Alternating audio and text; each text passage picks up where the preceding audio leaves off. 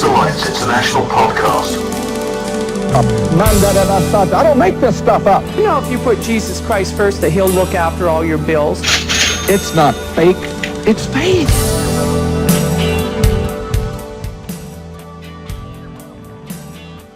Hello and welcome to the latest edition of the Atheist Alliance International Podcast. I'm your host, Jason Sylvester, aka Diogenes of Mayberry.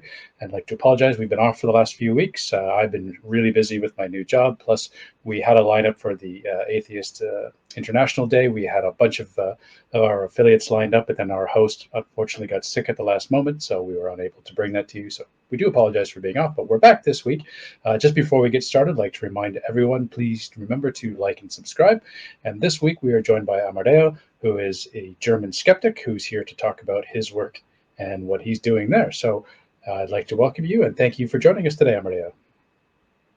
Thank you for having me. Yes, we've been here active with the German Skeptics for now more than 30 years. I helped found the Skeptics organization in 1987, and we've been active since then. We started off with just about 20 people, and we're now more than 2,000. And We've been looking into a lot of different topics, starting from what is very specific to Germany, pseudo-medicine, things from homeopathy over traditional medicine from all different places in the world, up to things like chiropractic and things like that. So it's been quite a wide range of medical topics, but beyond that, we have been dealing with many traditional skeptics topics as well, starting from creationism, parapsychology, UFOs, which were quite popular about 30 years ago, not so much anymore. New things come up, and now we are specifically concerned with the conspiracy theories that have been coming up, especially around COVID-19. Okay. So with 2,000 members, that I presume they're spread out throughout the country, or are they concentrated in certain cities? Well, they're spread out over most of Germany. I mean, there are some areas where we have more skeptics, but in general, you can say they come from all over, and they come from beyond Germany. In fact, we have members from Austria and a few from Switzerland as well. So in general, we see ourselves as a German-speaking organization. So that's a common ground, not the nationality so much. But of course, most of the members do come from Germany. Okay. So do you have like little local chapters in some of the major cities throughout the country? Yes, we do. And some of them are very active, like in Cologne. And there are others which also meet very often. And we've started, of course, with the COVID-19 pandemic, also a number of virtual events as well, where we meet each other across the whole country, if you like, virtually. So that's been one of the things that has changed. We also had our first virtual conference, our SkepCon, as we call it, last year. And we've had it physically, of course, most of the years before that. One year was cancelled because of the pandemic, and we decided last year to have it virtually. So that's also one of the things we do every year. We have our German-speaking conference. And this year we're going to have a European conference. And so we are not having the German conference. It's going to be in Austria, so a German-speaking area. But that will be in English, and it's going to be in the middle of September this year. So anybody who is interested in joining, you're of course welcome. Okay. And will that be both in person and online, that conference? No, unfortunately, this one is going to be only in person. So you would have to come to Austria. But maybe we have listeners and viewers who come from the area, or maybe just by chance in the area anyway, so they can join. Okay. Have you got a link for that already that we can share with our viewers? Okay, so offline. All right, yeah. So we'll talk about that offline. You can send it, and I'll put it in the chat for people, or in the description, so they can find you. Okay. Yeah. So what are some of the more interesting talks that you guys have held over? You said it's been over 30 years. So any in particular that really stand out as some very fascinating topics? Yeah, maybe I would come up with two events that I think are quite outstanding in different ways. One is which we've done in Germany, and that is every year we test psychics or people who claim any paranormal powers. And we've been doing that for 15 years now. Every year, we always make a selection, which are the most interesting. And of course, all of those who claim that they have these paranormal powers, they really believe in it. And many of them are dowsers, for example, who think they can find either objects or water or something else with their dowsing rods. And we've done this so many times. And of course, when you do them under controlled conditions, they cannot show that they are, and they're usually very surprised why they can't achieve their goals, because they always been successful. But when they do it under controlled conditions where you can't fool yourself, then it just doesn't happen. And so that's one of the things that the media reports on very much. And then we also have annually the test of psychics and astrologers, which we publish at the end of the year. So we collect at the beginning of the year what are the predictions that are being made by psychics and astrologers, and then we face reality at the end of the year. And as you can imagine, they don't have more than chance hits. Nobody predicted the pandemic at that time. Nobody predicted any of the major events. So it's really it seems that the astrologers and psychics like to predict things that seem very sensational, and they don't really care whether it's going to happen, because it's more like a publicity stunt for them, because they thought initially nobody checks it. No, but we've been checking that regularly every year. So they become a bit more careful about what they predict. Right. So have any of the more gutsy ones come back year after year to try to win back their credibility and been repeatedly disproven, or they tuck tail between legs and never come back? Well, in fact, I think they've seen this as something that that I think is what they want. They want at the beginning of the year some publicity with some fantastic claims about what's going to happen in that year, and they don't care actually whether these things happen or not. And even if we do disprove them at the end of the year, it doesn't seem to hurt them so much as we thought it would. But it's in fact something that's quite interesting for the general public. And one of the things also that we as skeptics try to do is that we don't try to convince those who are really hardcore committed to the psychic and other pseudoscientific claims, but we address those who are in between and are maybe just looking for answers, and then try to come up with rational explanations and say what we found out about these things, so that they at least have the option of seeing the rational side of things. And that I think does work, as we've seen in some cases, like our consistent work in homeopathy. Okay. Yeah, no, in the UK, there was a case. We had in my local skeptics group, we had a British guy, and was telling us, and I think it might have been also related to acupuncture as well, not just homeopathy, but that there was the laws in the UK state you cannot make claims that are untrue, and so that essentially shut down homeopathy, at least advertising for homeopathy in the UK, is, if I remember, this was a few years ago. Do you have something similar to that in Germany, that they're not allowed to make fake claims? Well, unfortunately, it's not that strict in Germany. So what you have to show is that the person not only made a false claim, but he did so with the intention to deceive. So that means he himself doesn't believe in it, or she doesn't believe in it, and tries to make a claim that is wrong. And that's very difficult to prove. If somebody says, well, he believes in it, then, well, that's going to be very hard to stop a person like that. That's unfortunate, but that's the way the laws are in Germany. Right. So if they believe it, there's no intent to deceive. So Exactly. That's a legal hurdle. Okay. All right. Okay. And so you mentioned so that there's different groups around the country. So are any of them tackling different issues, or you're all pretty much focused on the same things, or are there regional issues with the humanists? The skeptics in Germany? Well, within Germany, I would say no, they're quite similar across Germany. So many of these groups who have their meetings, they would hold talks on specific topics, and they would invite people on topics that are interesting at that particular point in time. And of course, in the last 2 years, the pandemic and conspiracy theories have been on the top of the agenda. But then many other traditional topics, like I mentioned, also come up from time to time. And we've also been talking about more science-oriented things like climate change as well, and things around that. So the topics are quite wide on the whole, but the focus is really on those really pseudoscientific claims that are being made. And some of them, for example, the claims about UFOs are no longer that popular.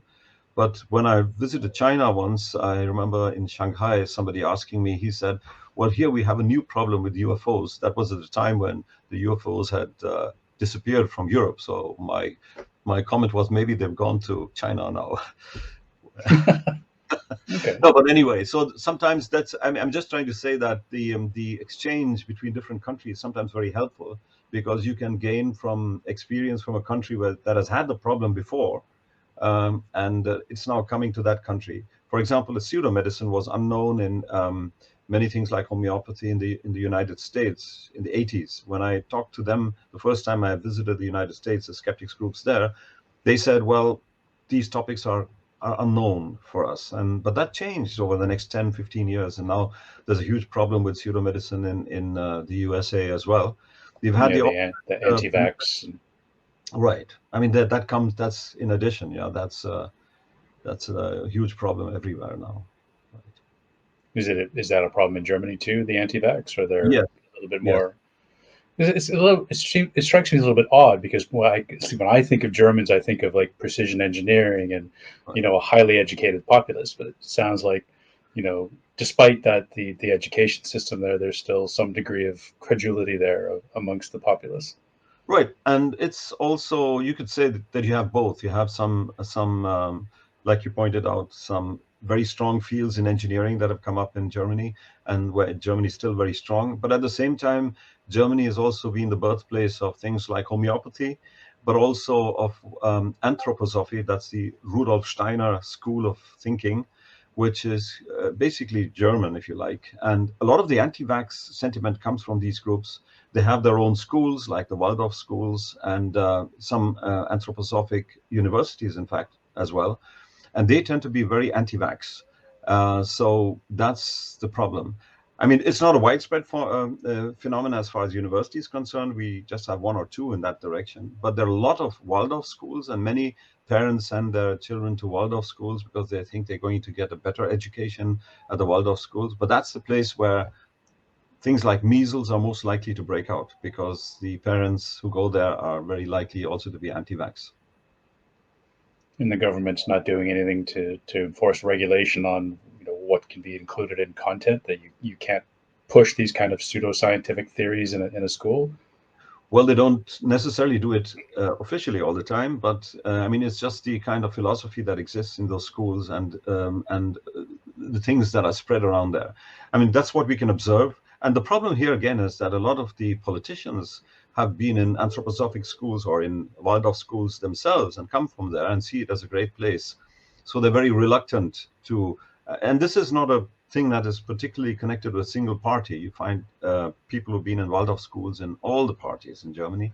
And so that's why there's a kind of hidden consensus, if you like, not to be too aggressive against these groups. Interesting. So I've never heard of these schools before. And you said there's even one or two universities.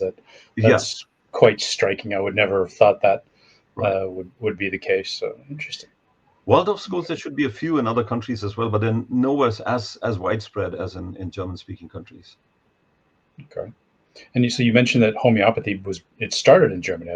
I didn't realize that. So when did it emerge? Was this like a late 1800s sort of thing, or this emerged in the late 20th century? Like, no, it's quite old. It's about 200 years. I got to check up the exact date. It was Samuel Hahnemann, who's the founder of homeopathy. And interestingly, he at the time was campaigning against what he called, allopathy at the time.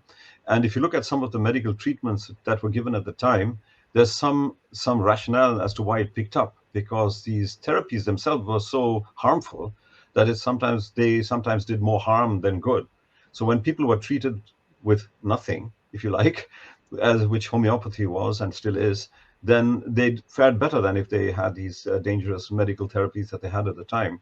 So that's one of the reasons it picked up at the time. And now it's become more like, a way of thinking and ideology. And if you talk to people who believe in homeopathy, it's sometimes even worse than when you talk to a Christian fundamentalist, because it's a belief system.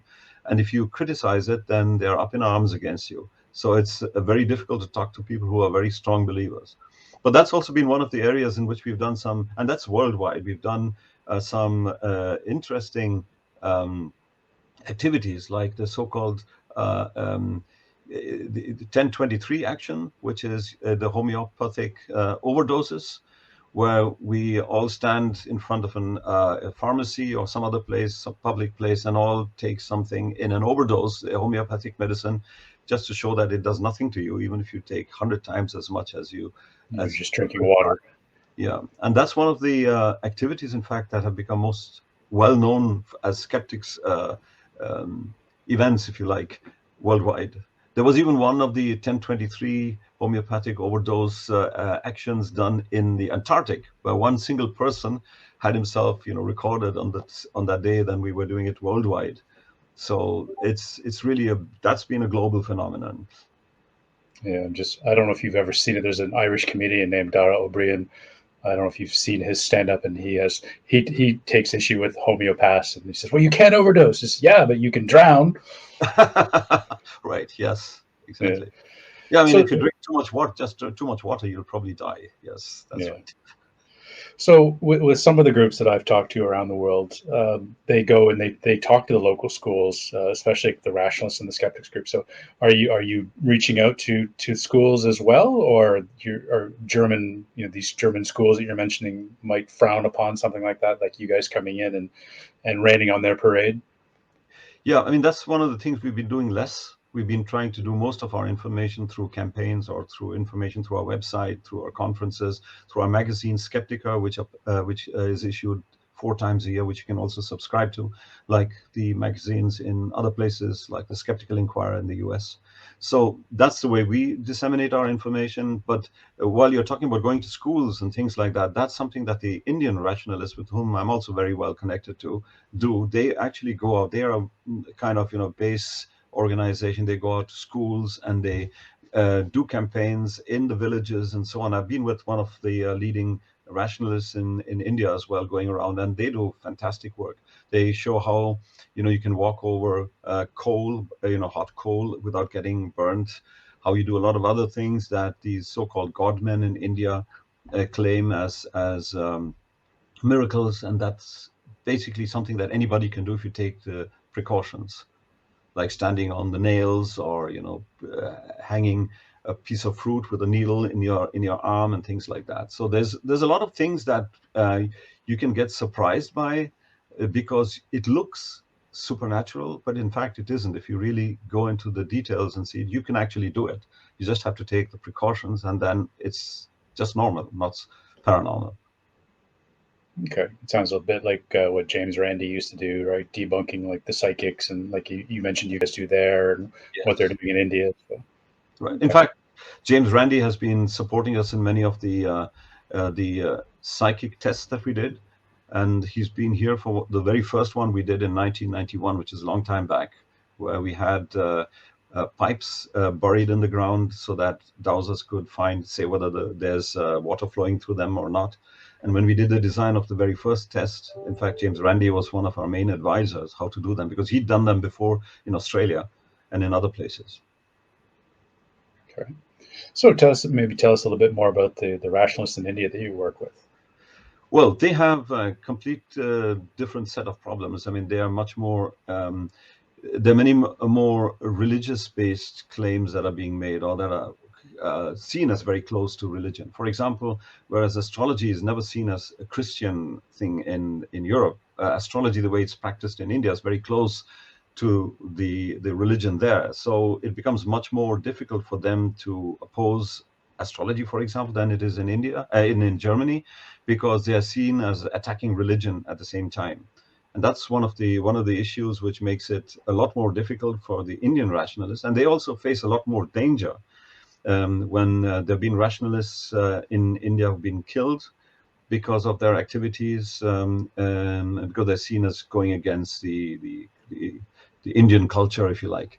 So it's a much more dangerous thing that they're doing there. So when I visited Narendra Nayak, who's the head of the Federation of Indian Rationalists, he in fact had security with him to make sure that he's going to be safe. And so when he picked me up from the airport, I was with a security guard at the same time, bringing him to the house. And this was so it's a completely different level of danger that you're exposed to if you do this kind of work in India than the safe kind of work you do in Germany.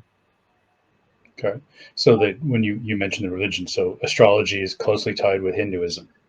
Well, it's seen as being closely tied. So it's a matter of debate how closely it is really tied. But it's, for most people, the perception is that if you oppose Indian astrology, you're kind of opposing Hinduism at the same time, which some people will not agree with. But as long as it's a big and wide perception, you're seen as attacking both the pseudoscience and the religion at the same time.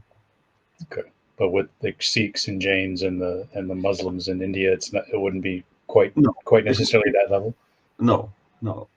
It's not the same there. I mean, they have their own issues. Like there are some miracles about Madonnas and things like that in India as well, which is more Christian. So it's not that that doesn't exist, but that's a different kind of let's say baseless claim that's being made there. Right. So it wouldn't be on Okay. astrology, but it'd be on other things. So are the rationalists there? I'm not sure about Sikhs and Muslims, whether they have any specific pseudo scientific claims. Right. Okay. So are the rationalists there that you're working with, are they also trying to campaign against some of this BJP Hindu nationalism that's stoking a lot of problems there as well? Right. That's correct. I mean, they're more politically involved than, for example, the German skeptics. They clearly oppose many of the policies that are being pushed by the BJP government because they basically conflict with science, and they also are much more socially engaged, you could say, as than the skeptics in Germany. So they try to, for example, they do things like supporting intercaste and interreligious marriages, to break down the barriers between religions and castes and things like that. So they're much more active on those kind of things than German skeptics are in Germany. Okay. Yeah, and it sounds more dangerous too. So. Yeah, right. I mean, yeah, you would think being a secular country in India that people would welcome intercaste, interreligious marriages, but it's not the case. In fact, there are laws that are being made to try and prevent Hindus and Muslims from marrying each other, and that's, I think, very, very, very backward, if you like. I mean, it's exactly the opposite as the Indian Constitution would like to see it. I mean, if you look at it, in some ways, the Indian Constitution is a kind of you could say showpiece and worldwide. For example, there's the commitment, to develop scientific temper, as it's called. So, in fact, if anybody is not doing that, it should be against the Constitution. But the reality, of course, is very different. The founders of the Indian Constitution really thought of it in a very good way, and they had many good things in it. But unfortunately, things are not going the way the founders wanted it to go. Yeah, well, religion often causes lots of problems, especially when you try to have separation of church and state, but it always seems to intrude, especially if you can pander to a base of hardcore religious fanatics to support your party. So, yeah. Yeah, I was surprised to learn. Well, maybe not surprised, but I worked in Pakistan in 2018, and they were saying there's actually more Muslims in India than there are in Pakistan, which struck me as a bit odd. So you would think Pakistan, being the Muslim country that was created for, and most of them stayed in India. So right. Yeah. I think that's because then Pakistan was East and West Pakistan. Now, if you look at Bangladesh alone, I think Bangladesh has more Muslims than India, but India has more Muslims than Pakistan. That's right. Yeah. Yeah, and there was some issues recently. I think like a not nationalism test, but sort of you have to prove your citizenship. And from what I've been reading, that's basically because of some of the refugees from Bangladesh, or they're claiming they're from Bangladesh, but even though they've lived in India their whole life, and trying to round them up and put them in prisons, and it seems like quite the political mess. Yes, and that's one of the things that the rationalists in India have been campaigning against. The citizen, I think it's called Citizenship Amendment Act, which CAA, which they opposed, especially because of this, because it kind of excludes a lot of people. I think it also excludes, I'm not 100% sure about this, it would also exclude people who belong to no religion. So you could claim Indian citizenship if you were a Hindu, a Sikh, and a Buddhist, for example. I guess also Christian. I'm not 100% sure about that. But if you were a Muslim, you cannot, and if you're non-religious, you also don't have the same chance. But I guess then you would have to show that one of your ancestors was Hindu or something like that, and then it would work. But anyway, that's one of the backwards laws and that have been introduced, which are very disturbing, right? And the Indian rationalists work against that. Yeah, as they should. It's quite scandalous that they can just pick and choose. Like, you're Muslim, you can't prove your citizenship. Like that's blatant. It's blatant. Yes, and many of them, as you said, were born in India, and their families have been in India for generations, right? At least as far as you can see. Yeah. Well, we wish them well. They've got a big road ahead of them to climb. So Exactly. a lot of challenges there. And so you're working with both. So with both the German skeptics and the rationalists in India. So have you Well, been invited to some other countries as well to speak to their groups? I've been in the US a couple of times when they had their skeptics conferences. So I've spoken there, I think, twice. So I've been there. Otherwise, I've spoken at European conferences, and that's been in many places in the world, like in the UK, of course, but also in we've had it in Spain, we've had it in Sweden with the unforgettable Hans Rosling. I don't know if you know him. He's the person who wrote the book Factfulness. That's a really great book that you should read if you haven't. Yeah, no, And he's been all over the I've world himself. Yeah. okay. All right. So what's other than this conference coming up in September? Are you guys working on anything for this year? Some big plans or some events that are coming up? For this year, that's the other major plan. That's the only major plan that we have for this year. But we, of course, have a lot of work keeping the regular work going, like publishing Skeptiker at a high quality, making sure that our website is going to be up to date. And one of the big projects we have this year is, for example, just to renew our website, because we've had it for a long time and we want to relaunch it again. So that's a big project that we have. In the last 2 years, like I said, the pandemic and the conspiracy theories were a big major focus, and will remain so in a way this year as well. But I hope so, at least that it'll fade out, because these things are no longer that popular as they used to be. But sometimes there are things that go away and other things don't go away. Right. UFOs went away, but I'm not sure these conspiracy theories are going to go away. Yeah, I think it might have been Carl Sagan in Demon Haunted World that he wrote that you didn't have UFO sightings in counties that were dry in the U.S. where alcohol was banned. So I can't remember if I read that in Sagan or not, but it just Right. seems the more you drink, the more you're likely you are to see things. So Yeah. so Well, okay. there are some things like some things that are popular in even within Europe or within Germany, more in Catholic areas, and others in more in Protestant areas. One thing which is quite interesting, is that the Shroud of Turin, which has been an issue that both the American skeptics and we've been looking at time and again. I've written an article on that a long time ago. It's that the Shroud of Turin is more widespread in Catholic areas than it is in Protestant areas. So there seems to be some sort of a connection. And if you have, while I was going to give a talk once on the Shroud of Turin, I had somebody in the train next to me who was from Sweden. He didn't even know what the Shroud of Turin was, because that's in the Nordic countries, it appears that they have never heard of it. And I think that's one of the interesting things about science versus the pseudosciences, is that science is universal. You would have the same physics in Nigeria as you have it in Germany, as you have it in Thailand or in Australia. But if you look at the pseudosciences, they're very specific to certain countries, and because of the frame of mind or the ideology behind it. So you see that in the Shroud of Turin being more popular in Catholic areas. These godmen are very popular in India. And then creationism is very popular, interestingly, I don't know why, in Anglo-Saxon countries and Turkey. So they have a very strange distribution. But it looks to me like there's always some level of pseudoscience everywhere. It's just that which pseudoscience is spread is different from country to country. Yeah. I grew up in a moderate Protestant church in Canada, but I don't remember hearing about the Shroud of Turin. I may have, but the Shroud of Turin sort of enters my consciousness when it was evangelicals who started talking about it. So maybe with the Protestants, yes, it's not really a thing, except with like the more fundamentalists Right. who believe all this stuff. I remember watching a documentary a few years ago that they think it was a fake by Leonardo, and they actually they took the dimensions of the face in the shroud, and they mapped it, and it shows that it's very, very closely correlates to Da Vinci's face.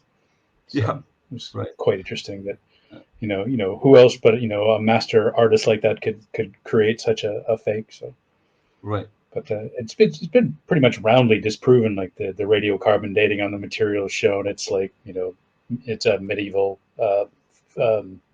cloth. It's not, obviously from the Iron Age. So, Exactly. but people still want to believe. So, Yeah, and one of the main people in the United States who've been looking into this, Joe Nickell, he made a very interesting observation. He said that the difference between science and pseudoscience is in science you look at the data, you create hypotheses and try to move towards the truth.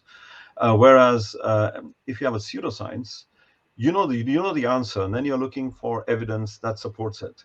And then that's exactly what happens in the Shroud of Turin, but many other places as well. If you know the answer, then or you think you know the answer, then you just start picking out the kind of cherry picking the data that kind of suits you. And there's always some data that is uncertain, or you could interpret it this way or that way. But if you look at the evidence on the whole, it's clear that the Shroud of Turin has been the work of an artist, like in many other cases in science. But if you work as a pseudoscientist, you have the answer already, and you're looking at your cherry picking.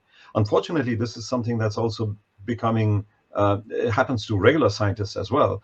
If they believe in an answer too much, they're going to just look at the data that supports them without, looking at the whole picture. Yeah. So in that way, being involved with the skeptics movement also sharpens your mind a bit into looking at things you do regularly, because the same things that happen in pseudoscience happen in science as well, even though those phenomena may not be impossible, like in the case of many pseudoscientific things like parapsychology or creationism. They are in a way plausible, but they're still wrong. And you need to have the right safeguards in critically examining the evidence. So I think that's one of the other things that we do in the skeptics movement, besides trying to inform the public about what we know about these various claims, but also to get people to start thinking critically, to examine what they've been told. And we cannot possibly be able to debunk everything. So helping people to do that themselves and to try and critically examine, does the evidence really back up the claims or not? This is something anybody can do, and we think actually this kind of thinking should start in schools, so that people critically examine and know that that's the way of science. And even if they don't go into a scientific field, it's going to help them later.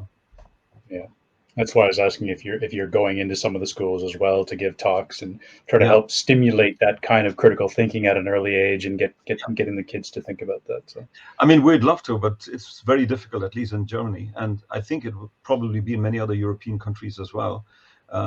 In the case of India, they're very lucky in a way that they have they go to, that's the other side of it. While you have a lot of fundamentalism in India as well, there are many other people in schools who are quite open to inviting people like the rationalists to talk to the students and to the kids there, and that's very positive. Great. Well, appreciate all the efforts that you guys are doing there and trying to break down some of these claims and stimulate the thinking of people. So it's an admirable goal on your part, and I applaud your efforts. And anything you'd like to wrap up with, a final say before we log off? I would just say, if you're in any country, just look up whether you have a skeptics group there and connect with them. And if you're not, then just try and find skeptics groups in other parts of the world who might support you while building up your own organization. I mean, we gained a lot by the help we got from the United States, from the committee for then SciCoG Committee for the Scientific Investigation of Claims of the Paranormal, which was such a long name that they are now the Committee for Skeptical Inquiry, which is a bit easier to remember. So they helped us a lot in the beginning, and I think there are organizations all over the world that can help in setting up a new organization. And perhaps you want to attend an event like the European Skeptics Congress in Vienna or one of the other congresses that are held all over the world. Great. Yeah, and as you mentioned, there's Skeptics in the Pub, which started in the UK and have branches all over the world. We'll put some links in the description and help you guys find those. So great. Well, thank you for coming on today. I really appreciate hearing your story, especially you're bringing a multinational perspective to things that we don't normally get from a lot of our speakers. So it's nice to hear, how you see things in Germany and what you're seeing in India and how you can tie them together. So very much appreciate you coming on today. So thank you for that. And thank you for having me. And my pleasure. Okay, so we'll be back again in a week or two, but the next week will be the Easter, so a lot of people are going to be on holiday, so I'm not sure we'll have a guest. But anyway, just like to remind everyone, please like and subscribe, and we'll see you all again in the coming weeks. Take care.